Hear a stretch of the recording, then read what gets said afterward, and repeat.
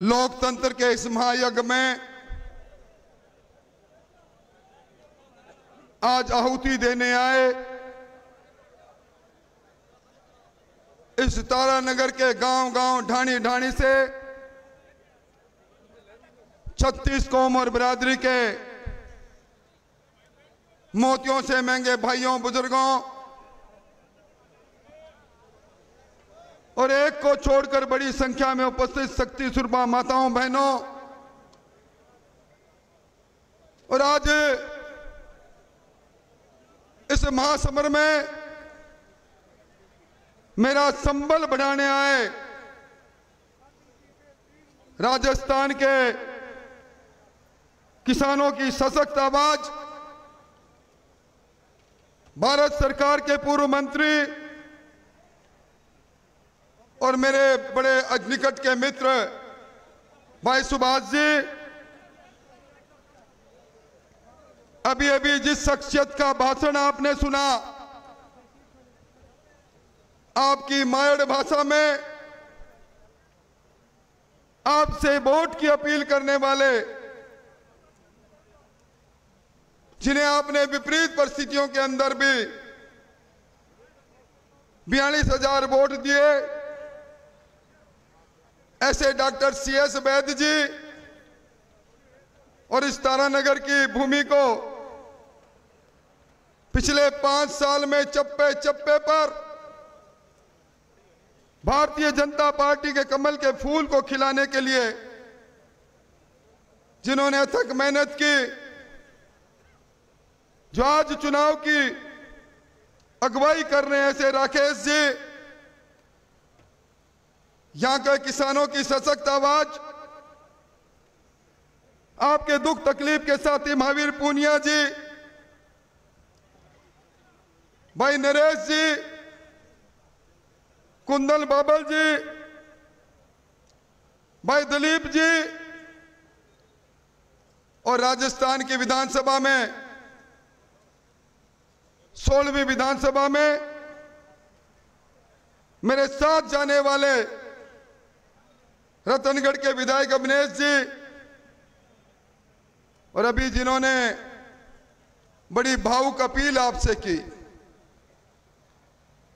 जिन्हें पूरा राजस्थान जानता है, हरलाल सारण के बिना राजेंद्र राठौड़ अधूरा है, ऐसे भाई हरलाल सारण जी,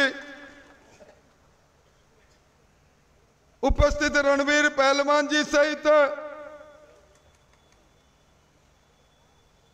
हमारे संगठन के हिमाचल से आए हैं रावल साहब सहित चंद्रा राम जी सहित किन किन का नाम लूं, पूरे जिले से यहां मेरा संबल बंधाने आए पार्टी के वरिष्ठ कार्यकर्ताओं, इस तपस में, इस उमस में पिछले 3 घंटों से मेरे सामने विराजित सभी किसान भाइयों और मित्रों, मैं धन्यवाद देना चाहूंगा। आज 36 कौम की सरदारी को मैं इस चंदन विला की पवित्र धरती पर देख रहा हूं। कोई एक कौम नहीं, कोई एक बिरादरी नहीं, और अब मुझे एक तमन्ना मन में थी, मेरे बारे में कई प्रकार की टीका टिप्पणी की गई या मंच से भी कई बात कही गई। मैं स्पष्ट करना चाहता हूं, मैं राजस्थान के अंदर कोई बड़े पद का दावेदार नहीं, कोई मुख्यमंत्री का दावेदार नहीं, मैं दावेदार बनना चाहता हूं इस तारानगर के प्रधान सेवक का, प्रधान चौकीदार का। आपका प्रधान चौकीदार बनकर मैं उस राजनीति को समाप्त करना चाहता हूं। जब भी चुनाव की बेला आती है, यहां तारानगर में नहर की बात उठती है। भाई राकेश जी ने सही बात कही, आज मुझे कहते हैं कि नहर कटाने वाला मैं हूं। बुढ़ाने जी 52 साल तक कांग्रेस ने राज किया, आप राज्यसभा में, लोकसभा में रहे, आप मेरे साथ विधानसभा में भी रहे। 4 लाइनें तो बता दो कि आपने कभी नहर की बात विधानसभा में कही हो, राज्यसभा में कही हो।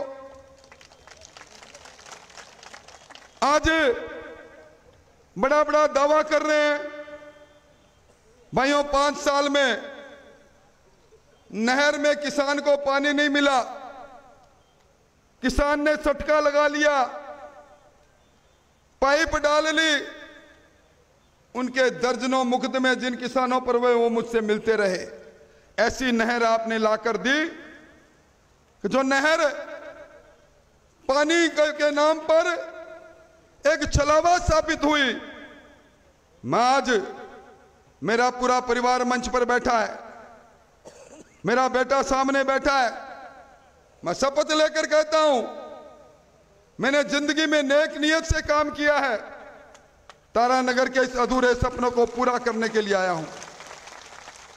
तारानगर की तकदीर और तस्वीर को बदलने की तमन्ना के साथ आया हूं। मैं खुद नहीं आया, ये मेरे दोनों और 2 लोग खड़े हैं, इसके साथ अनेकों लोग हैं। इन्होंने मुझे बार बार कहा तारानगर को आजाद कराना है। तारानगर के लोगों ने जिनको जिता के भेजा, उन्होंने तारानगर को लूटा। अधिकारी ऊंचे बैठे रहे, थानेदार जी सोफे पर बैठते हैं, तहसीलदार जी एचएम साहब सोफे पर बैठते हैं, किसान नीचे बैठता है। यह संस्कृति का अंत करने के लिए मैं आपके बीच में आया हूं। किस प्रकार की टिप्पणी कर रहे हैं आप? खुली किताब की तरह हूं। 35 साल से राजस्थान की विधानसभा में लगातार हूं, जिला मुख्यालय का एमएलए रहा हूं, सरकार का मंत्री रहा हूं। मैं आज ईश्वर खुदा को हाजिर नाजिर करके कहता हूं, मैंने कभी जाति की राजनीति नहीं की, मैंने कभी महजब की राजनीति नहीं की। अगर मैं जाति की राजनीति करता तो हरलाल सारण की आंखों से आज मैं बोलते हुए आंसू नहीं निकलते। मैंने इंसानियत की सेवा की है। इसलिए भाइयों, मैं तो यह कहने आया हूं, ये जो इस प्रकार का धोखा हुआ, कैसी रही आपकी हालात? बिजली गायब। अरे नहर के पानी को छोड़ो, पीने के पानी के लिए टैंकर लेते थे आप। मैं पूछना चाहता हूं उन हुक्मरानों को, ये टैंकर माफिया किसने पनपाए? इन टैंकर माफियाओं से कमीशन कौन ले रहा था? इस तारानगर में नगर पालिका के अंदर, और नगर पालिका तो क्या करूं भाइयों, आप मुझे लाइसेंस दे दोगे तो परते खोलूंगा तो पता लगेगा कि यहां विकास किसका हुआ, किस प्रकार का विनाश हुआ, किस प्रकार से तारानगर को लूटा गया। एक नौजवान अगर सोशल मीडिया में पीने की पानी की समस्या के लिए अगर पोस्ट डालता है तो पुलिस गिरफ्तार करती है। यहां थाना कचहरी की सरेराम नीलामी होती रही, बड़े सोपाए भ्रष्टाचार का तांडव होता रहा। आपकी ढाणियों में बिजली की योजना चलती थी, वो योजना बंद हुई। आपने प्रधानमंत्री आवास योजना में पात्र लोगों को राजनीतिक आधार पर रोका गया, उनको मकान नहीं मिले।